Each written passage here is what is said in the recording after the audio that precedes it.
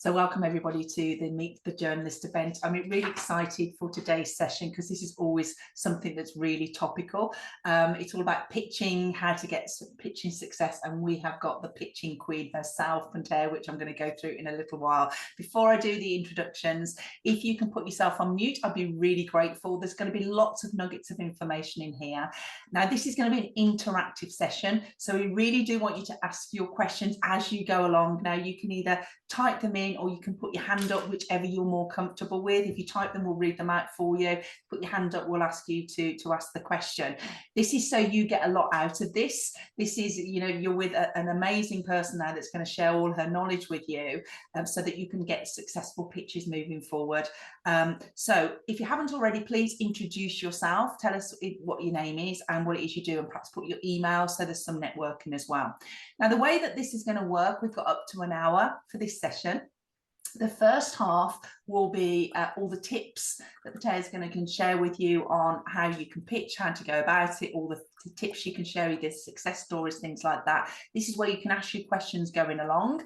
And then the second half, what we're going to actually do is we're going to actually get you to pitch some stories. So start thinking about that. Don't get too worried. Don't feel full of dread. I've just seen one lady's face go, oh my goodness me.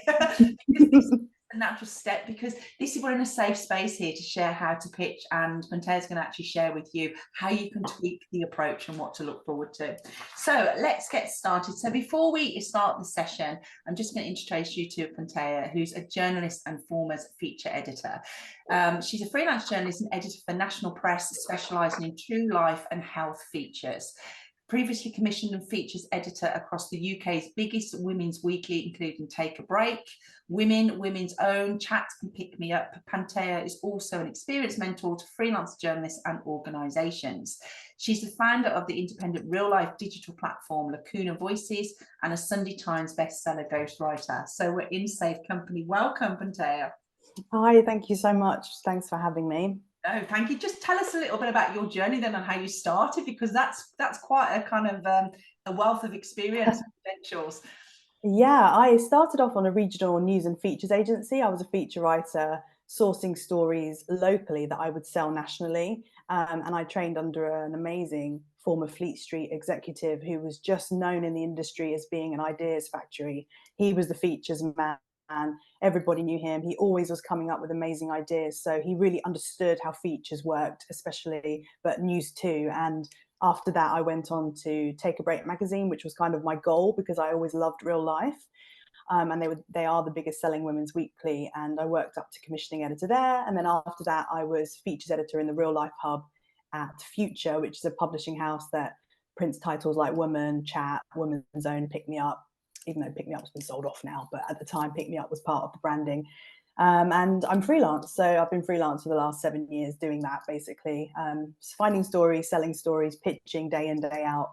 It's just my bread and butter, really, and now I mentor freelancers too. Yeah, and what you'll be pleased to know, you'll want to wait till the end because you'll be able to access literally Pantea's book on how you can do all this pitching yourself. So you want to stay tuned right till the end for that and how you can work with it if you want to. And obviously, if you've got some good ideas, I'm sure she's going to be interested in your stories as well, which is the second half of this today's show. So getting started, you have, I mean, this is a big claim here, a 96% pitching success rate. So yes. Where on earth do we start? Where would you like to start with us? We're all yours.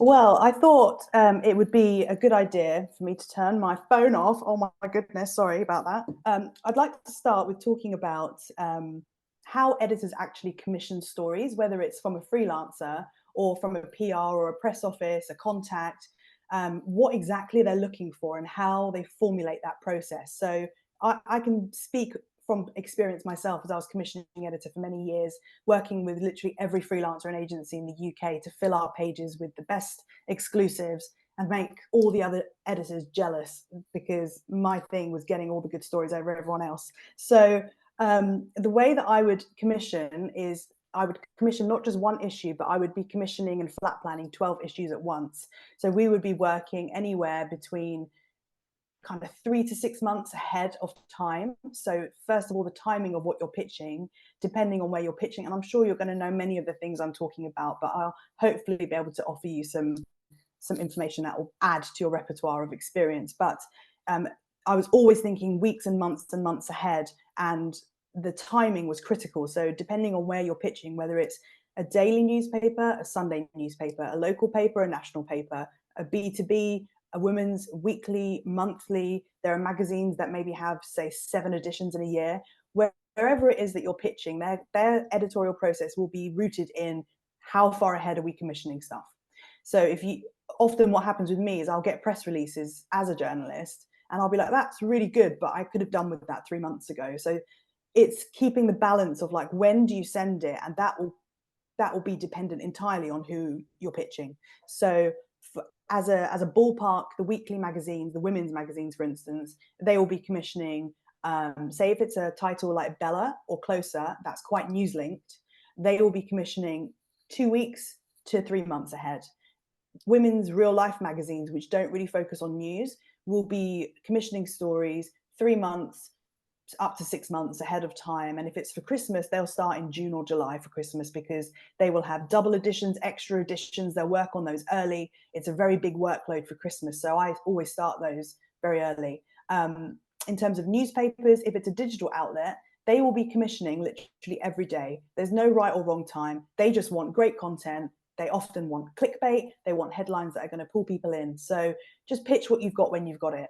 In terms of the print press, the national newspapers will be working like daily or maybe a couple of weeks, or if it's a diaried event, 5 weeks, even 2 months in advance. So the diaried stuff, if that's what you're particularly working on, which I know a lot of PRs usually do, if that's your hook, then the way to think about it is those journalists are already going to have that awareness day or that event or that thing already on their radar. So the stuff that they could be doing internally, you want to just basically beat them to it and offer them up something that's so ready to go that it just ticks a job off their list. So the timing is key. With the Sunday papers, they obviously don't work Sunday or Monday. So I always schedule my pitches for the Sunday papers to go on a Tuesday morning at 9 o'clock, so that when they get into their first conference of the week, which will typically be between 11 and 1 p.m., 11 a.m. and 1 p.m. on a Tuesday, you want to get your idea in front of the editors first thing, because the more that week goes on, the more conferences they have, the fuller those editions get.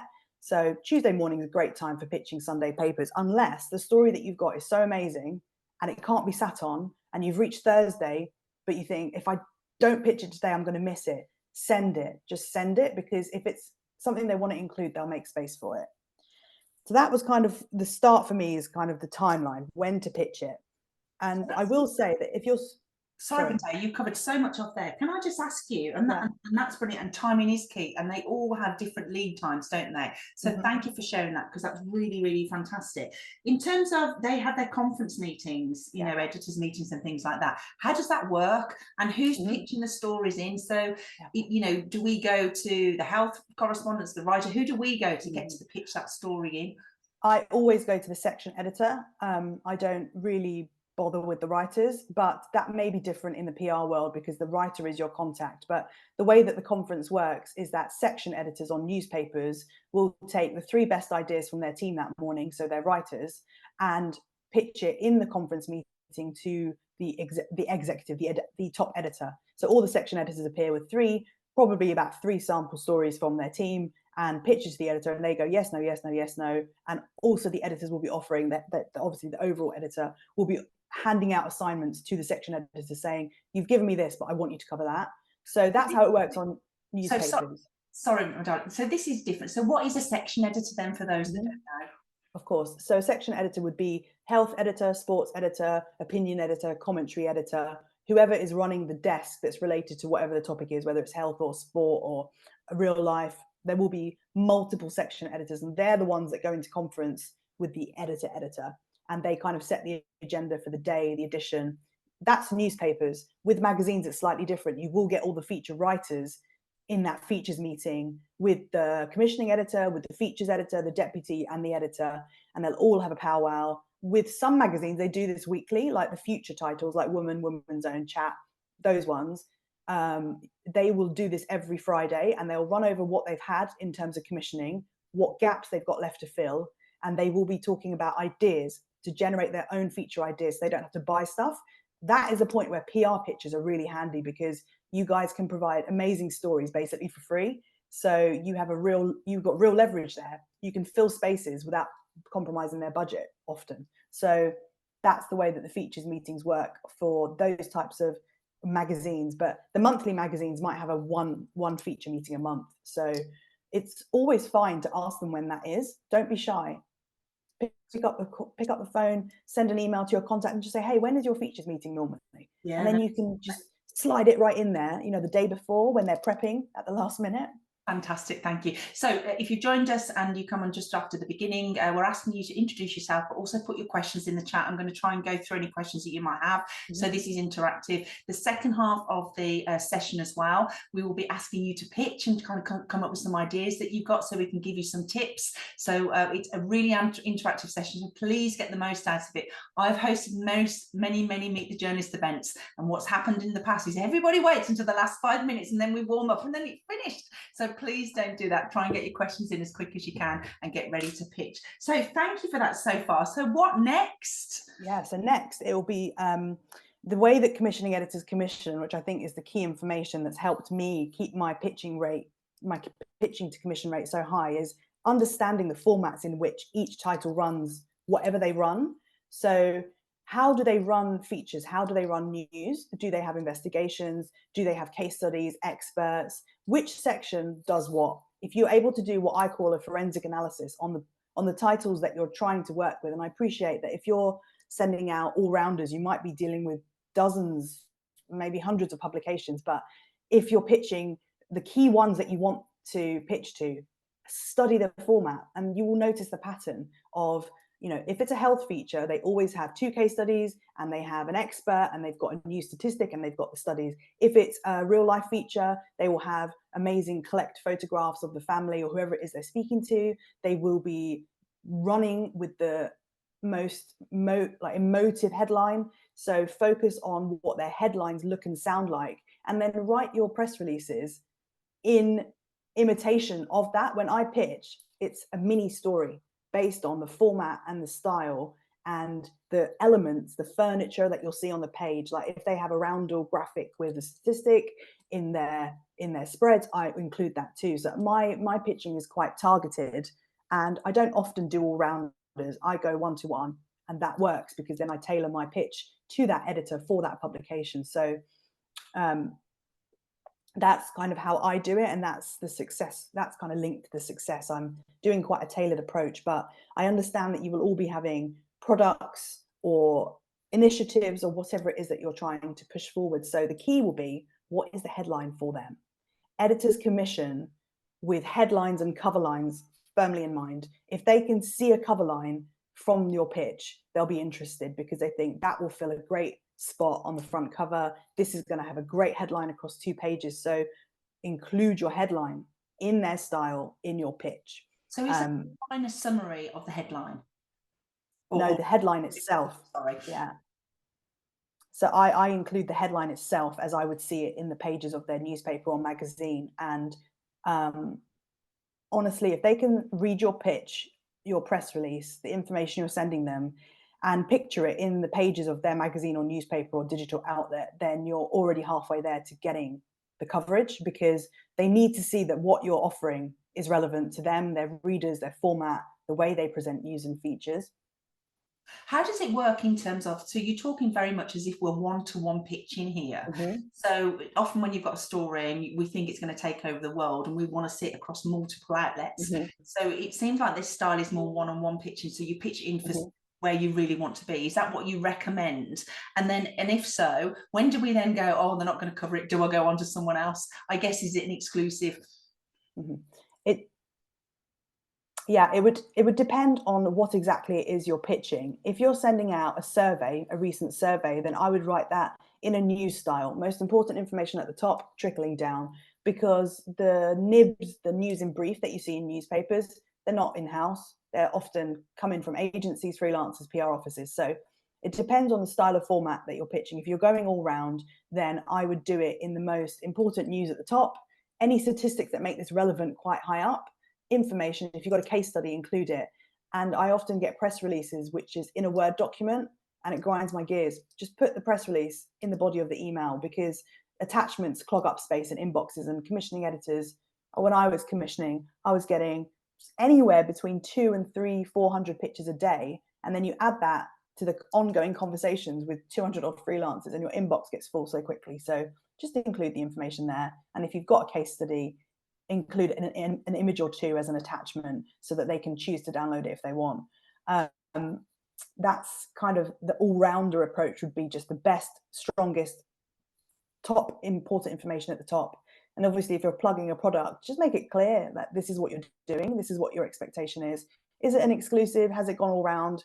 Just being clear with the editors exactly what's on offer, I think is good. So they can decide immediately, I need to find out X, Y, Z, or this immediately is a no from me. Perfect. No, that's great. So we've had one question. Please do type your questions in or raise your hand on Zoom here so we can see you want to speak. So from Gia, do you recommend pitching a unique story to each editor who may want similar things when you're reaching out to get features similar to what I suppose we've covered off really? But well, I guess the question there is, are you going to offer an exclusive or not? The way that I offer an exclusive, if I'm going all round, is I make it clear in the email this is going all round, and it becomes a first come, first served scenario. If you want the exclusive, buy immediately. But obviously, if you're offering an exclusive, there's two elements to that. You can either be offering them, this particular editor, an exclusive, or you can be saying this information is exclusive, so it's never been out anywhere, and this is for going out all round, right? So I guess, does that answer your, Gia, does that answer your question? Yeah. yeah, it would. So would you, how long would you give somebody with an exclusive? Because that's, you know, it's really important. You want to get the most impact. So you'd obviously go to where you want to be featured first. If you didn't get the response, do you put a timeline to say exclusive offer for a certain amount of time? The first thing I'll caveat is editors don't mind being chased. It's quite normal. It happens to us all the time. We understand that people are working on shortened timelines, and if they miss the window, they miss the window. So if it's a daily newspaper and I send my pitch in the morning, which I normally do, I don't normally hit them in the afternoon because they're busy by then. In the morning, I pitch, and if I don't hear back from them, if it's a daily newspaper, I chase them, say like 3 p.m. and just say, just wanted to double check this didn't get caught in your spam filters. What did you think? If it's going to a Sunday newspaper, I might give them a day because they're going to have to go into conference and chat to other editors. If it's a women's magazine, a weekly magazine, I might give them a couple of days. But honestly, my prerogative is to get this story placed as quickly as possible. The more time I spend on it, it's literally money I'm losing. So I'm quite quick to chase, and that's okay. Editors expect it. I think it's just being mindful of how their editorial process works depending on the type of publication you are pitching. And what I normally do in my pitches is I say, just so you know, this one is, because it's quite timely, I will be pitching to other editors. So this just gives them a little red flag that if you want it, come get it. If you don't bite quickly enough, you're going to lose it. So it gives you that caveat that if they come back to you 3 days later and go, oh, but you sent it to me, you can say, yeah, I did make it. I did say that I was going to go elsewhere. So, you know, you've got that kind of caveat in there. I mean, I obviously know you guys are working, most of you are working from a PR perspective. So some of your processes will be different. You'll probably have your own internal things, but I'm talking about what a commissioning editor receiving that press release, or a journalist receiving that, the way they're going to be thinking and expecting things to move. And that's been great. So yes, you're right. We've got a real mixture of people that we're watching this. So we work with PRs and agencies that will know how to do this, but they're brushing up on their pitching tips. Yeah.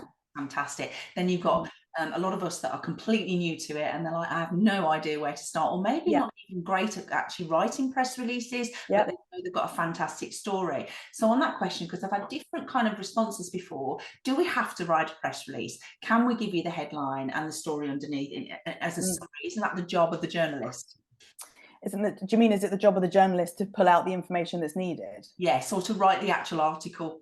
Oh yeah, journalists are not expecting PRs to write the article. What we're expecting is a press release that gives me enough information to decide, do I need more info? Do I like this? Or is it a no? So I find often what happens with the press releases that I personally receive, they're very long-winded, they're very advertorial, and it misses the point of what journalists are looking for. Journalists honestly don't care too much what your product is. What they want is the story. So it's looking at the story behind it. Is there a survey that says millions of parents have saved hundreds of pounds because of X? Is there a survey to say that this psychologist I'm promoting has this great new idea for parent burnout, or some kind of, you know, like, how does it apply to the readers? You've got a product to sell and they've got readers to serve. So it's finding the middle ground between you promoting whatever it is you're promoting and trying to raise awareness of, and the journalist actually getting a newsworthy story. Yeah. So that's why it kind of links back to the format of what they run. If you analyze what they run and how they run it, then depending on what industry you're in and what you're pitching, then you can correlate your press releases to the sorts of things they run. You're trying to mimic what they're doing, basically, for higher success. Yeah. Absolutely. Okay, before we move on, we just had a question. Please do put your questions in. I'm a journalist who worked in PR for 20 years, now trying to get more travel features published, but struggling as there are so many doing the same thing. November is the launch of, I'm dyslexic, so this is my challenge here. I can't say that, Biaggios Novu, and recently discovered a wine theme parked in the Beaujolais region. Sorry for this, ladies and gentlemen. Surely someone must want that, but who? So I guess it's knowing where to pitch. How would you answer that? First of all, I would ask, what is a Beaujolais Nouveau? Is it a type of wine? Because I would be going to the foodie and drinks mags. I would be going to the lifestyle desks. I would be going to the bougie section editors who love a bit of glitz and glam. That's the kind of person that I would be pitching that to. But also to note that travel features used to be something that was bought in a lot because editors didn't want to send their staff out for days on end to attend a press event. They didn't have the number of staff to do it. Now the issue is they don't want to pay anyone for travel features because they say, well, you're getting this and that out of it. So it's a bit of a bun fight in the travel feature section, but you need to have something unique. And here, like a wine theme park, yeah, I'm sure you're going to land that somewhere. If it's not already out there, I would be just hitting up the Cosmos, the Stylist, the Grazias, the Female Online, the Fabulous, Part of the Sun, all those kind of sections. You're a bit bougie, that's your audience for that kind of thing. Fantastic, thank you. So anything else that you are ready to share with us that we can move on? So I'm just going to have a quick look at my notes here. Bear with me, because I'm drifted off track a little bit. But don't forget, if you haven't already, please do introduce yourself, because we do want this to be network and interactive. You might see someone else that you may be able to collaborate with if you've had a look in the chat, and then please do connect. I've just noticed. Sorry, I'm on a bit of a lag here, so I overlapped you. I'm sorry about that. Okay. There was just a question in the chat from Fiona. Hi, Fiona. You were saying about how can I use language that's less combative? Do you mean in terms of trying to evoke a response from them on a timeline for your press release? Is that what you mean? I meant with regard to how to say that it's gone around to lots of people, but it's first come, first serve. Yeah, I normally, my wording, I have spiels that I use, and I normally just say, hi, everyone, this is an exclusive, as it's timely. So actually, because I don't pitch all round, I don't need combative in like writing. I just say, just so you know, this is an exclusive, it's timely, I'm coming to you first, but I will be sending it elsewhere. So please get back to me. If you're sending it all round, you can literally just make it abundantly clear you're sending it all round. You don't even have to say hi, you just say hi all, and then they immediately know other people have got eyes on it. So it's just making it clear in your wording that they're not the only one having eyes on this. You can state this is an exclusive, so please let me know if you have any questions, and you can just carry the conversation on from there. I think the key, as somebody mentioned in the chat a little bit earlier on, is just transparency, because what happens with me sometimes, which actually is my bugbear as a journalist when I work with PRs, is they hide the fact that they've been pitching it. They bury the fact, or they try to cover it up that other people have had eyes on this. It's okay if other people have said no, it probably wasn't right for them.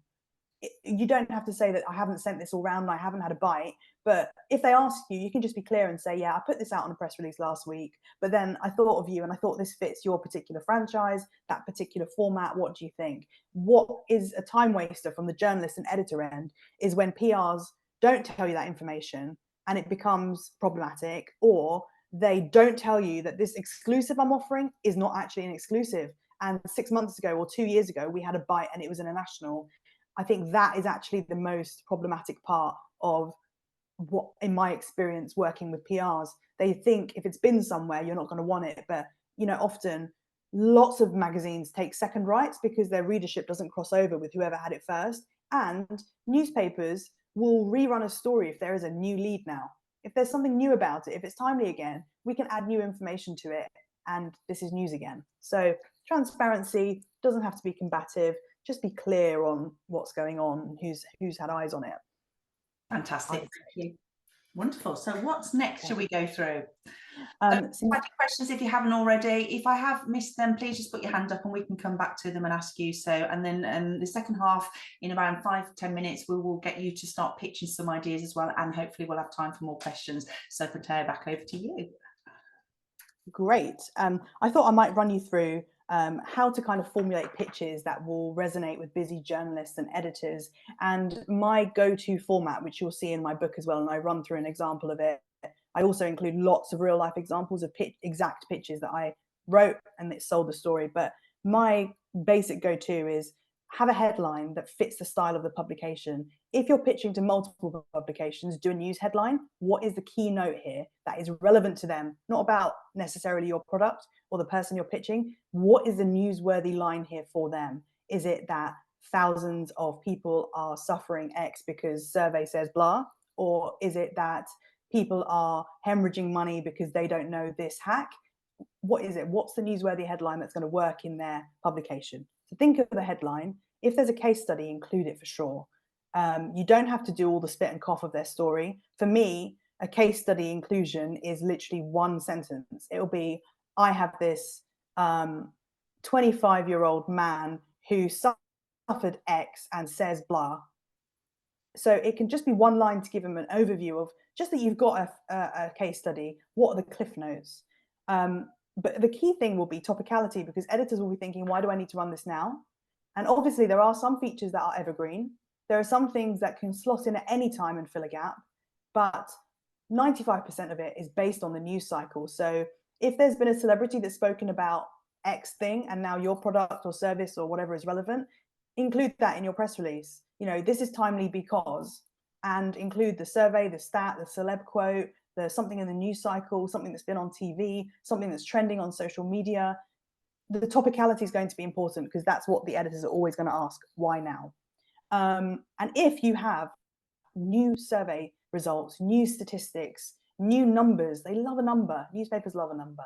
So I always try to find, if I don't have my own as a journalist when I'm pitching, I literally get on the Google News tab and I look at what is the latest thing in the last week concerning this topic, and I include a new statistic. So the same can apply for you within your organization, any new information you have, and it might actually help shape how you devise your campaigns. Let's get a survey out to the 50,000 subscribers that you have who might be able to shed some light and give a new fancy statistic for newspapers to kind of hang their hat on with this feature.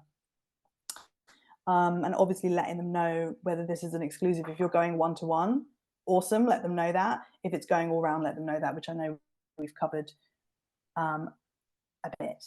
I've just seen a question pop up, but yeah, there's some comments. They're more like which is what we're going to do in the second half, so that's great. So we've got one from Ruth, we've got one from Deborah and Rihanna, so we can come on to those shortly in a minute. Any more few tips just before we take it's not a quick break at all, I'll just give you an intro to Media Matchmaker and how you can start registering your free profile and obviously connect to journalists, which is the next step that you need to do. Any final tips on this bit, Pantea, that you want to be able to share with us? Yeah, ideally keep it short. Really, pitches from a journalist and 300 words is enough. When you're sending a press release, I understand you're going to have much more information in there, but look at it as the start of a conversation rather than, if I don't have everything in this, they're going to ditch it. It's the start of a conversation. You just need to make the information that you include newsworthy, clear, cut the waffle as much as possible, because commissioning editors and journalists are going to be reading through literally millions of emails a day. So keeping it short, sweet, to the point, and opening the conversation is a great way to just, you know, allow them to ask the questions they need without wasting too much of their time. Fantastic. No, that's great. So everybody, if you haven't already, thank you for those that have started doing it, putting down like really what you're trying to pitch. Now, don't forget you need a headline and kind of just an overview of what your story is, but you can ask your questions as well, and we're going to come back to them. One of the things I just want to share with you very briefly before we move on is with Media Matchmaker, have you registered your free profile? So just to share with you how we work at Media Matchmaker is we've set Media Matchmaker up so that you can basically connect to journalists, get all the training, and basically raise your profile. So Media Matchmaker is a multimedia platform that allows you to connect to journalists. So what we ask you to do is register your free profile if you haven't already, and then you choose the media pass that's right for you. So there's a free starter media pass, so everybody can register, that journalists at least will be able to find you.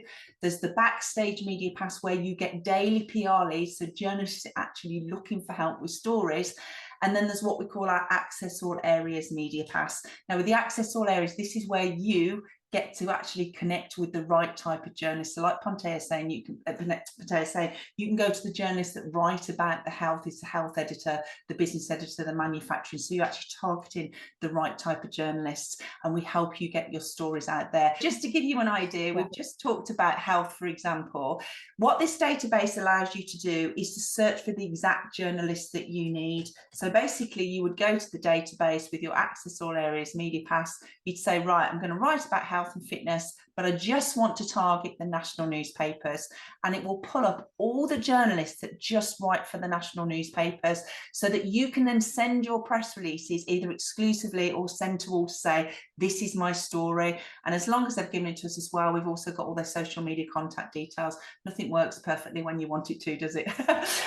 So all the details are in here with the database. What I'll do is, rather than go into too much detail, I'll follow this up with you afterwards, and if you want to book a demo, you can do, to go through it, because this is probably the missing piece of the jigsaw puzzle for you. So today you've got like all the tips on how to actually pitch your story, how to go about it. We're going to share with you how you can actually buy Pontea's book, which I would highly recommend, so you can actually follow a format, and then we want to connect you to the right type of journalists.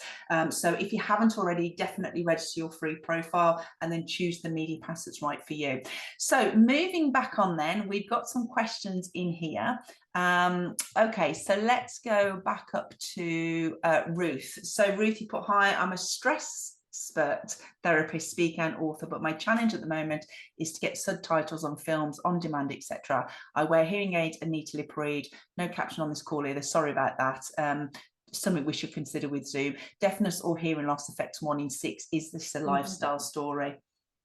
Yes, absolutely. And this is exactly why I caption all the ones that I'm personally doing the sessions, because accessibility is key and it affects so many people. But yes, it is a lifestyle story, but more so it's actually a health story. So I would be talking to health editors about this, because health editors run not only real life health stories of one person's journey, they write leads on things that are affecting many people. So I would be looking at the health sections as well as the lifestyle, because this is more of a health issue really in terms of editorial, I'd say.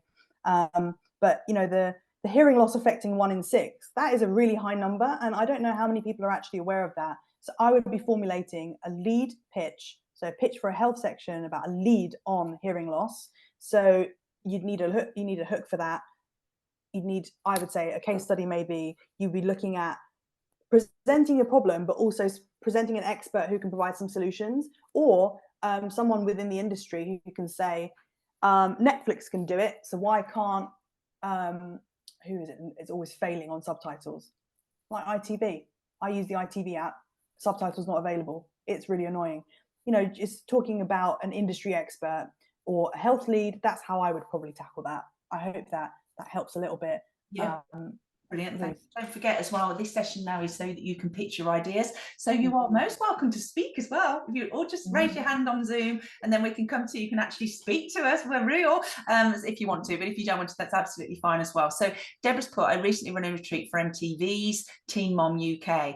Not sure what MTVs are, sorry. Aired 2 weeks ago. It was aimed to help transform the young woman from broken to self-love, and she made a radical change. My message is to all young people, how to gain more self-confidence, etc. I've got 2 local papers running a feature and a emailed woman's hour. However, I don't think it went to the editors. What should be my next best step to be? Thank you. I would suggest reframing this, rather than helping young woman from broken to self-love. It's kind of woolly. The key here is whatever happened to MTV's Teen Mums, those sorts of features land. They land in kind of TV reality sections. They land in entertainment. They land in kind of culture sections. You know, whatever happened to the winner of Big Brother 1, like What did they go on to fame and success? Whatever happened to MTV's Teen Mums? This would be the hook for me. If I was pitching this, that's how I would be approaching it. And there has to be definitely space in the nationals, both on the newspaper, print and digital, but also women's magazines. I've written lots of stories like that before, like Where Are They Now? That's kind of what I would be doing with that. I hope that's helpful. And it would be focusing on, you know, a particular mum or two particular mums. You know, you'd need the pictures of the before, you know, when they were 16 and or whatever and pregnant, and what they look like now. They will want to see then and now pictures, talking about maybe how damaging the series was or actually how it was life-changing. But they need to have strong quotes, great pictures, and specific story about someone. That's how I would be selling that in. Brilliant. That's really helpful. I hope that's helpful, Deborah. No, it does. The next Yep, go for it. Next one that I can see is from Rehana. I hope I've said your name right. Please correct me if I'm wrong. You're owner of a newly launched business called Lash Lift, not just a small business, passionate team. We believe that true beauty should never come at the cost of your health. Okay, and I can see that you're talking about chemicals that can harm over time. You're here to change the narrative. Immediately, what jumps out to me is a case study of someone who's had a real lash lift horror, and you guys came in and fixed it. That sort of thing will immediately place on somewhere like Female, Fabulous. You could offer them up for reports. There's lots of interest in aesthetic horror stories. So if you can say, look, this was our client, obviously the client would need to be happy to be part of that, and, you know, show the pictures of before and after, what went wrong, if they had a horrific reaction, if their eyelashes fell out before their wedding, you know, what's the real life story there? That's the sort of thing that newspapers will be asking from a press release about a company like yours. Have you got any great makeover, life-changing, you know, what happened? Like, I know someone who had a lash lift and their eyelashes fell out a week before their wedding. That would have been a story if she'd been willing to tell it for the press. So, you know, that sort of thing. Is that helpful? Yeah, absolutely. I'm mindful to be brief so that I can look at everyone's. There was one that was a bit further up from Sue. You were talking about, we've got the Ashton Awards coming up on the 14th of November. I've got a double task to cover the stories of the finalists. What do you think is the best way to tackle it? So I'm sorry that immediately I don't know what the Ashton Awards are. I don't know what the topic is. But again, I would be looking at the nominees. What are their stories? What is the award about? Where did it come from? If you want journos to attend, you know, make it very clear whether it's digital, virtual, or in person, because a lot of people now live all over the country. You don't have to be so London-centric for national press anymore. Lots of people are working remotely. So be clear on the location, the time, and the event, and what you're asking them to do. Are you saying that if you come, we need coverage? Or are you saying, come and just get to know us? Sometimes people say, I'm not going to be able to get coverage for this. Even though I'm interested, I'm not going to come. So it's a good way to build networking, I'd say, to at least get them coming to the virtual event. Send some case studies out, have some interviews with your nominees, tell their backstory, what they win in the awards, why it will be life-changing for them, what it's supporting. And if you've got any celebrity or well-known people doing a speech, handing out awards, definitely include them too. I hope that's helpful. We've got one here saying, how does one write a press release? First, think of, why is what I'm writing about relevant to the news or the magazines or the editors that I'm trying to contact or journalists. Keep it short, keep it brief, keep it on point, include hyperlinks to the website or whatever the product is, include reviews if it's a product. It depends really what it is exactly that you're trying to write the press release about. It's a bit of a how long's a piece of string question, but the basics would be include the information you need to hook them in, tell them why it's relevant for their readers, give them any interesting new exclusive stats or figures or case studies, and hopefully that will open the conversation about whatever it is that you're trying to pitch. Yeah, I think you'll find that there's some fantastic tips in here, and obviously you'll be able to access Matea's book as well, and I will get the recording over to you. I'm going to take you, Gia, to ask you. So thank you so much for raising your hand, and then Catherine, I'm going to go to you. Catherine, if you feel comfortable, raise your hand as well, and then we'll come to you rather than read it out. But Gia, perhaps what question do you have, or how would you like to pitch? Hi. Well, I put a bit of a long-winded thing in the comments. I was wondering if it'd be quicker for you to kind of skim read it rather than me trying to make a question out of it, if it helps. But basically, I'd like to ask if that spiel I put in there, I just literally sort of shared my mission, basically in a nutshell, and like sort of what the implications are. But basically, the question is this kind of thing newsworthy, and where could I put it, and you know, that kind of thing. So. I mean, immediately to me, I look at this section of the press in terms of the ones covering stress and anxiety, the things that you're talking about, and it is saturated. But the key is, if you understand the formats and the franchises of the way that magazines and newspapers run features, you can capitalize on your expertise here. You can say you can be reactive to the news cycle and say, oh yeah, this week Victoria Beckham spoke about the absolute distress she suffered in the documentary Beckham when she had to move country millions of times. Can you find someone who's had that experience, or can you comment on what it's like to follow a moving spouse, or whatever it is? If you react to the news and provide your expertise in the context of what's going on in the news and what's being talked about a lot, then you'll be able to be picked up by either by, like, if you've emailed loads of people, they go, actually, that's a really good quote, we're just going to include it as a little nib in part of this report. They might just come to you and say, actually, yeah, we like this as a lead. For you, I think this section is your expertise is got to be reactive to the news cycle, responding quickly to things that are happening and being talked about, or offering them up a format of a feature lead. Fantastic, thank you. Right, so we're coming through now, which is great. I'm going to go to Catherine, and then I'm going to go to Sue. You've raised your hand, so thank you. Then Fiona, I'm going to read yours out too, or if you're happy to, just to communicate it, it just adds to the mix, then put your hand up. So Catherine put osteoporosis. Forgive me, guys, you all know it, or you don't all know, but I'm dyslexic, so this is the big challenge for me, is just reading the stuff. That was a very long word, I'm sorry. Osteoporosis, that one. Perfect, go for it. So give us your quick pitch, Catherine. Thank you. I mean, this is one I'm literally going to be pitching hopefully next week when the case study's signed off. But yeah, osteoporosis can be reversed. Now, that in itself is combative, because people say, no, it can't. And the Royal College of GP said, no, it can't. You've got to have, drugs, bisphosphonates, whatever. Royal Osteoporosis Society, same, blanking it down, even though the product has got research, it's got proof, it's got evidence. So we're in a bit of a tricky situation there. It's not an aggressive client, but actually now we have 3 women with DEXA scans that are reversed. They've gone from osteoporosis to osteopenia, or osteopenia to normal range, and they're only using bone balance. So I've waited nearly 2 years to get this, because Lucy Johnston broke the news in its Sunday Express. She's brilliant, by the way, investigative. She asks all the awkward questions, but her pieces really do go well. But she basically said, unless you got the evidence, we're going to be in a slanging match with the Royal Osteoporosis Society and the Royal College of GPs. So now I've got the evidence. So what do I do, Pante? Do I go one lady per title and try and get 3 hits? Or do I go to one journalist and just say, look, it's not a one-off. I've got 3. I've got more coming down the track. This needs to be looked at. How would you pitch it? I think as an editor, the worst thing that could happen to me is I commission an exclusive, and then the PR or the charity replicates the same format and scuppers my exclusive with 3 women across it.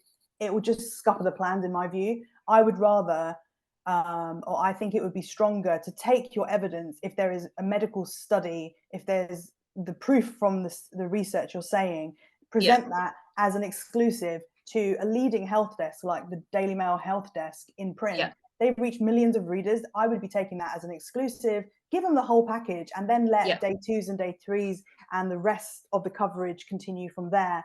Cool. Okay. Yeah, that's what I would suggest, because that is amazing news. And, even the image contrast of the, the DEXA scan before and after, that's really great. You'll get loads of coverage out of that. Yeah, because as you're saying, the case study, the story is basically the same, even if I've got 3 case studies telling their personal story. So I haven't actually got 3 stories, have I? The 3 case studies aren't, because the story's going to read very similarly. So the media are going to want, probably go large. And if you land it properly, I mean, I'd love to get it into like a Telegraph or a Times, and have someone, not that Daily Mail's not intelligent, but have one of the broadsheets pick it up so that it's taken really seriously, because I'm not sure your consumers will read the Daily Mail, but your decision makers, your nutritionists, your GPs, all those people are less likely to buy into the Mail Good Health page, would you say? But they're more likely to trust, if one of the Telegraph health writers picks it up, they're more likely to take it, would you say, if I'm trying to influence them? What is it you're trying to influence? Are you trying to influence NHS policy? Eventually, but no, not with this one. I want people to really sit up and take notice and really question it. We've got a few GPs who are looking at it, but most of them are shutting it down, saying we don't have a protocol, there isn't a box for that, so I'm going to give you a drug. Yeah, I mean, my particular view on broadsheet versus tabloid is quite stark. I think that each one has its place. My aim is to get it in front of the most people who are going to benefit. So how many people are going to get behind a paywall? Not many. That's true. Yeah, Telegraph and You're Times going to stick will this block amazing them. research behind a paywall. You're going to lose people. But I mean, you could just offer it to the health editors you want. If you want it to be the Telegraph, go with that. If it doesn't work, don't kind of rule out places like the Mail, because they really can make really wave-making campaigns. So I think pitch it where you want, but pitch it as an exclusive, and don't scupper the exclusive by sending the same story effectively with 3 different case studies. No, to various that's things. really good You advice. might kind of shoot yourself in the foot with that. But you say that, but the women's weeklies might take the second rights anyway. So once the nationals have run, they will take the second rights. Yeah. They will take second rights. There's no magazine that says I want overall exclusive. Yeah. They take first mag rights. So there's plenty of scope to place. No, I've done that before as well. No, brilliant. Thank you. So I took a bit of time there, but thank you. No, that's great, Catherine. I'm always happy to have a conversation with you if I can help you any further as well. Sue, I'm going to come to you next, and then Fiona afterwards. And we're going to be starting to run out of time. So if you do want to ask your questions, do please raise your hand or pop it in the chat. So Sue, what would you like to pitch or ask a question about? Hi, and thank you so much. This has been so useful and interesting. So I work for Ashton, which is a charity, and we've showcased organisations around the world which provide low carbon solutions. So it's often to do with clean energy or natural climate solutions, protecting forests, that sort of thing, in the UK and in the Global South. And we have an awards ceremony which is coming up on the 14th of November. So as I said before, I've invited journalists, but I also want them to cover the stories. And they often just reply and say, oh, I'm sorry, I can't make it that night. And don't see that I somehow don't see that I've said, but these stories are amazing. You can cover them at any time. It's not necessary to come to the awards, but if you're free, then come. You know, are you giving them any example of the stories when you're sending the invite out? Yeah. So I do everything that you suggested, but it just seems that people are too busy they sort of go, oh no, I can't make that date, but they don't notice that there are stories to follow up. And also a response I often get is that they feel that the press releases are too promotional, which is weird, because it's like it's all environmental stories about, you know, innovative, sometimes technical solutions, sometimes community solutions, but it's not like I'm promoting, I don't know, hair shampoo or something. I understand. But you know, the reality is that press releases are advertorial. You're promoting a product, a company, an item, whatever it is, they are in essence advertorial. So the way to push it over the line is to make it newsworthy. So if we're talking about I don't exactly know what the company does exactly, but just off the top of my head, if we're talking about this beautiful area in the Yorkshire Dales or Yorkshire Moors, whatever, that's been wiped out because of X, Y, Z, here's how this company is tackling it. Or let's expose this wiping out of this beautiful area because X, Y, Z has happened. We have to make it so it's newsworthy, whether it's on a regional level or national level. And maybe some of the companies you're working with, you might have better success with regional press. And obviously regional press now is largely owned by the national press. They syndicate the stories that appear in their regional titles straight into their national. So maybe having a bit of a focus on regional wouldn't harm in the longer term, but providing stories that are not just showcasing this company, but let's talk about the actual effect right now that might shock people. You know, because of this eco issue, this is what's happening. We've lost X amount of this animal, that plant, that's gone extinct. Those sorts of stories about things going wrong, disappearing, the you know, the actual real life impact of climate change. What does it actually look like? Rather than it being this cerebral issue, let's boil it down to actually, you know, news examples. That probably would be my general tip. Without knowing more about the company, I can't give two more, too much more focused an answer. No, that's if you want great. to send me some info, I'd be very happy to give you. Oh, that's really nice of you. Thank you. We're catching up later as well, Sue, so look forward to how I can help you. So I'm going to come to Fiona and then just ask a final question. So we're almost coming to the end. We've got the last 5 minutes to 10 minutes. So if you've got any questions, last minute questions, put them in. So Fiona, thank you for waiting so patiently. So what is your question or pitch? So the basic pitch is that people with long COVID are being given some really harmful advice by doctors, and it's largely because of this one man's influence, but he's at the very center of the government policy.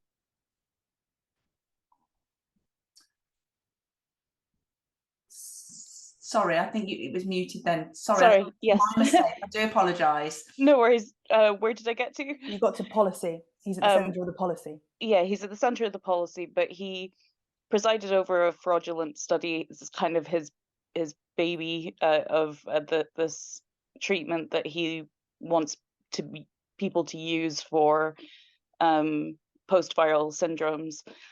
But it's actively harmful, and it has harmed thousands of people. But because he's a SIR and he's on the board of NHS England, then it's very hard to get people to listen to patients and to even to the people who have debunked the study. And the study's been withdrawn, but he's trying to rebrand it now, and we're kind of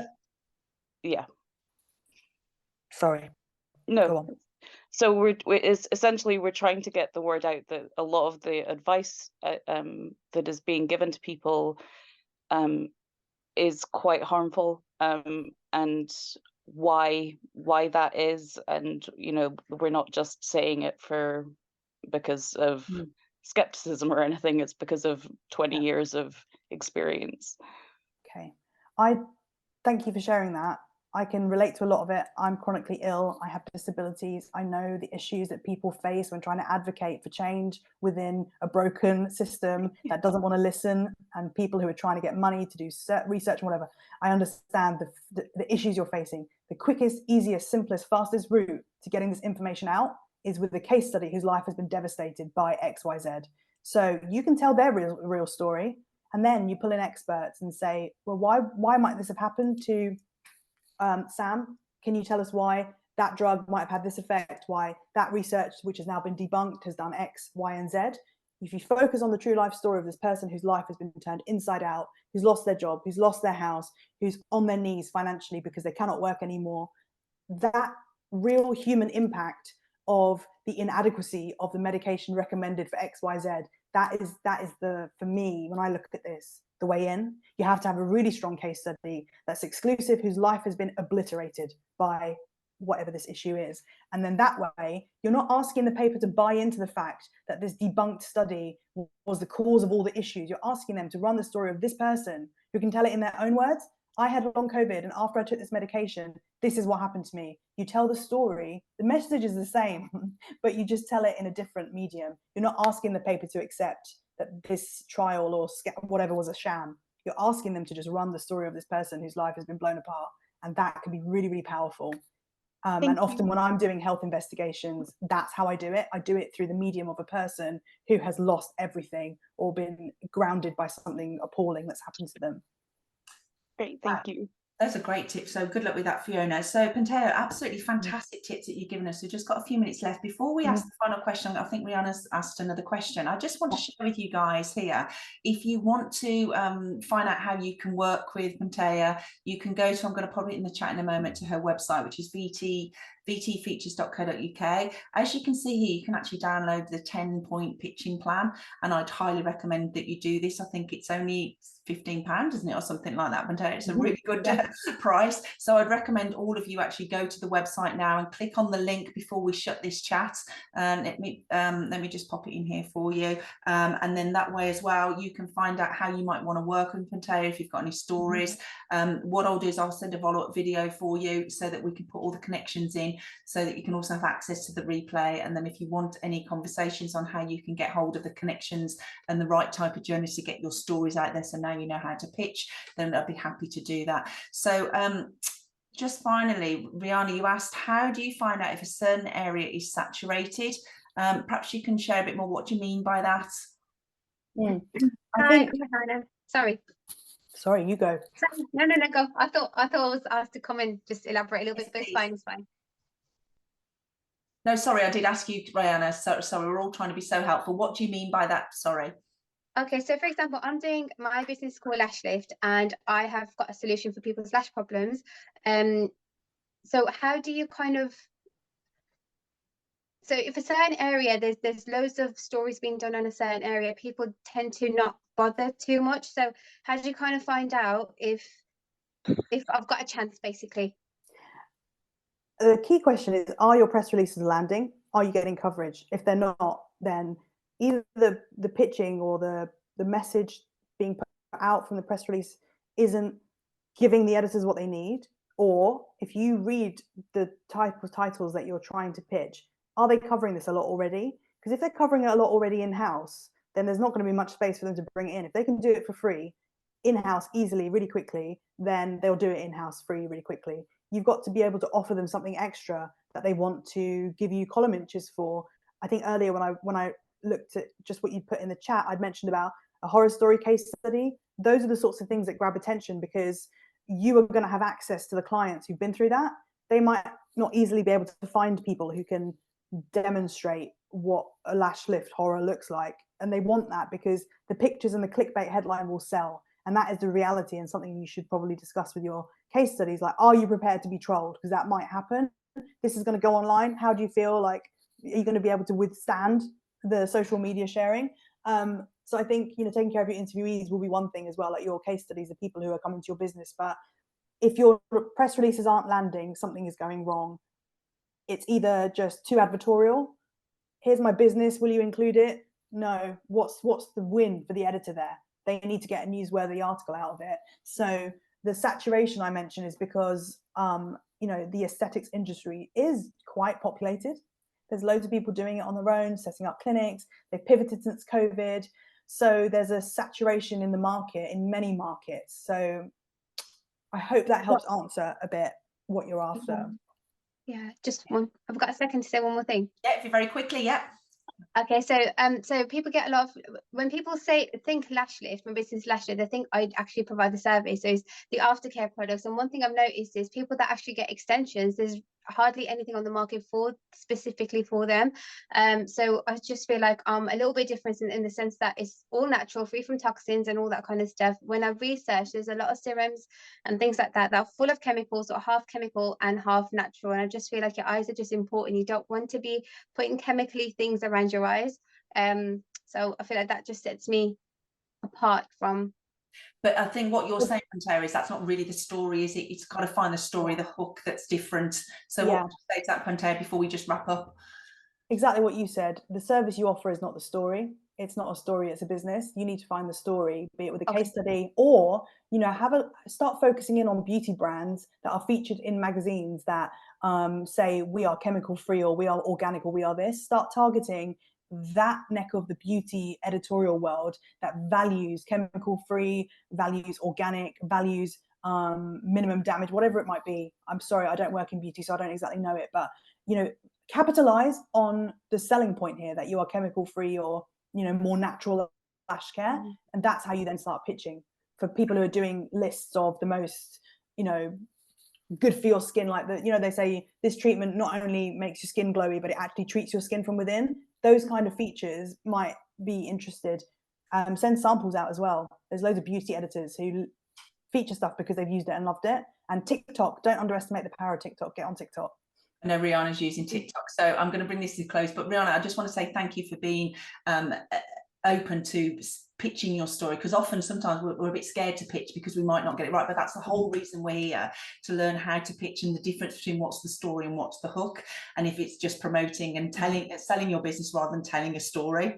And you have shared some absolute gems. I think one of the ladies said she's been in PR for 20 years and she's learnt some new nuggets today. So we're so grateful for time. So thank you so much. It's been invaluable. It really has. I will be able to offer the access to the replay for you so you can follow this up. So I'll send an email hopefully by the end of today, but certainly within 24 hours. Pantera, thank you so much. Again, if people want to get in touch with you, how do you work with people? Is it you just sell your products, or do you work on a personal level as well? How does that work? You can work with me as a PR by getting me a story that you want out there. I run training for PR offices for how to actually pitch to the nationals, how to capitalize on what they have and make it into stories. I run mentoring, I run masterclasses. I have books that I've written about how to find stories. So if you're a business looking to find stories within your business, check out the book. It's the story finding formula. I've got my 10-point pitching plan. I do one-to-one, I do training. There are so many ways I work. But if you look on my website, which is vtfeatures.co.uk, my freelance book, the book about the 10-point pitching plan, I have literally dozens of examples of pitches I use that sold. So you can just read what I wrote and you can start to see the patterns, but I really clearly point them out in the book as well. I hope that's helpful. Fantastic, and that's perfect timing. So thank you to everybody. Thank you so much for your time, for Patea. Thank you so much. We really appreciate it. And please, I can't encourage you enough to download and push through the link and at least get the book and then connect to see how we can help you. And then obviously I'll send you a follow-up, and if we can help through Media Matchmaker. But if you haven't already, definitely register your media profile. Hope you all have a good time and a good day, and I will see you on the other side or see you for future events. Thank you so much.